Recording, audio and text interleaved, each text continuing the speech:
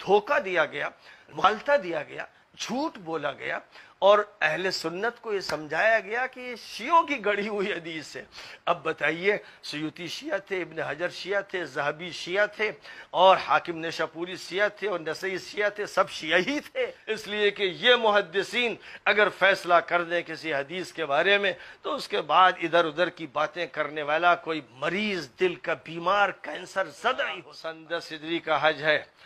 نبی اکرم صلی اللہ علیہ وسلم 14 ذی الحجہ کو مکہ مکرمہ سے حج کرنے کے بعد مدینہ منورہ کی طرف رواں دواں ہیں۔ اب آپ جب واپس آ رہے ہیں تو جحفہ کے قریب جو شام والوں کی میقات ہے، مکے اور مدینے کے راستے کا درمیانی حصہ ہے، 18 ذی الحجہ کی تاریخ تھی۔ حضور پاک علیہ السلام نے فرمایا کہ غدیر خم، ایک تالاب جہاں تھا، اسی مقام پر آپ لوگ ٹھہریں۔ 30-40 ہزار صحابہ تھے حضور کے ساتھ جو حاجی مدینے سے گئے تھے۔ ذہن میں رکھیے گا کہ تبوک کے سفر میں حضور پاک علیہ السلام کے ساتھ 30 ہزار تھے، اور یہ حج کا جو سفر تھا اس میں 40-50 ہزار تھے، اور یہ آپ کے ساتھ واپس آ رہے تھے۔ اور غدیر خم پر آپ نے روکا اور اعلان فرمایا کہ کہہ دو کہ سب لوگ جماعت کے ساتھ میرے ساتھ نماز پڑھیں گے۔ ظہر کی نماز کا اعلان ہوا۔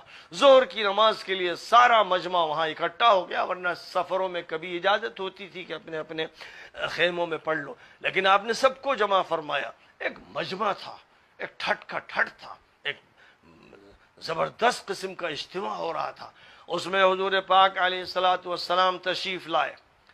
میں نے کل بھی دکھایا تھا اور یہ بتایا تھا کہ جو روایت حضرت علی کے بارے میں ثابت ہے، اس موضوع پر جو روایت ثابت ہے، جس کے بارے میں تفصیل کے ساتھ یہ پورا ایک رسالہ میں نے لکھا ہے، 25 صحابہ کے تو نام کے ساتھ اور بہت سے صحابہ سے یہ روایت ہے، اور کبار محدثین کا فیصلہ ہے کہ یہ روایت متواتر ہے۔ یہ وہ روایت ہے جس میں حضور پاک علیہ السلام اپنی وفات سے کچھ پیشتر تقریر جو فرما رہے ہیں وہ یہ فرما رہے ہیں: اے لوگو، اب میرا آخری وقت قریب ہے، کسی وقت بھی اللہ کا پیام آ سکتا ہے۔ یہ آخری وصیت ہے، خوب یاد رکھا جائے، کسی وقت بھی اللہ کا پیام آ سکتا ہے۔ اے لوگو، 2 چیزیں میں تم میں چھوڑ کے جا رہا ہوں، بڑی بھاری ذمہ داریاں ہیں، اگر تم ان کو مضبوطی سے تھامے رہو گے تو ہرگز گمراہ نہیں ہوگے۔ ایک اللہ کی کتاب، دوسرے میرے اہل بیت۔ پھر آپ نے 4 مرتبہ فرمایا: اذکرکم اللہ فی اہل بیتی، اذکرکم اللہ فی اہل بیتی، میرے اہل بیت کے ساتھ اچھا سلوک کرنا میں یاد دلاتا ہوں، اللہ کی طرف سے یہ بات یاد دلاتا ہوں، ان کے ساتھ کبھی بدسلوکی مت کرنا۔ اور یہ کہ قرآن اور میرے اہل بیت، اور اس وقت اہل بیت کا مطلب علی تھے۔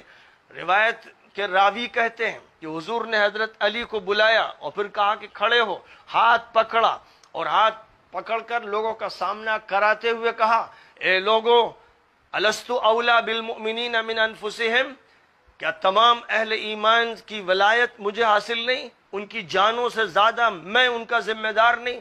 قالوا بلا یا رسول اللہ۔ قالت: سن لو، من کنت مولا فعلی مولا، میں جس کا ولی ہوں، میں جس کا مولا ہوں، علی اس کے مولا ہوں گے، اہل ایمان کے علی ولی ہوں گے۔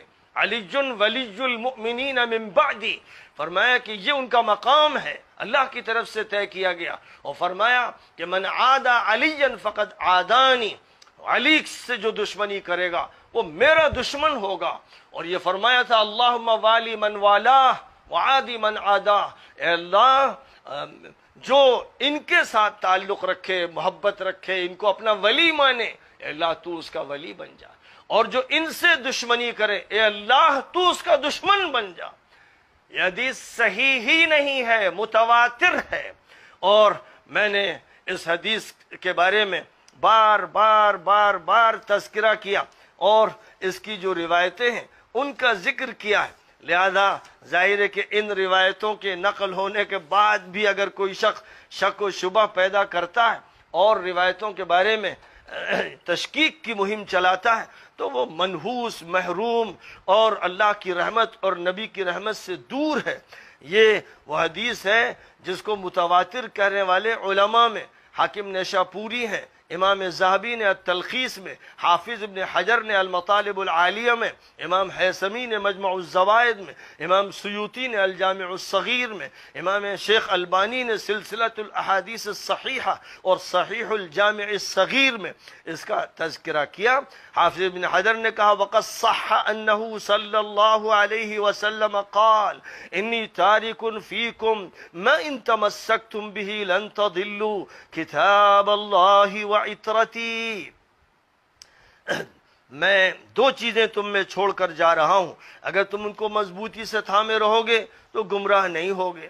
یہ حدیث مسلم میں ہے، ترمذی میں، دارمی میں، بیہقی میں، مسند احمد میں، حاکم نیشاپوری کی مستدرک میں، نسائی کی سنن کبریٰ میں، نسائی کے خصائص امیر المؤمنین میں، البانی کی کتابوں میں، ابن حجر نے الصواعق المحرقہ میں اور المطالب العالیہ میں، اور اسی طرح ابن الاسیر نے اسد الغابہ میں، اور جامع الاصول میں، ابن کثیر نے البدایہ والنہایہ میں، اور پھر السیرہ النبویہ میں، اور تفسیر ابن کثیر نے میں، ابن سعد نے الطبقات الکبریٰ میں، ابن عساکر نے منتخب التاریخ میں، اور ابن حزم نے الاحکام میں، ابن منظور نے لسان العرب میں، ابن ابی شیبہ نے مصنف میں، اور ابن مخلد قرطبی نے مارویہ فی الحوض میں، ابن خزیمہ نے صحیح ابن خزیمہ میں، اور کتنے نام ذکر کیے جائیں۔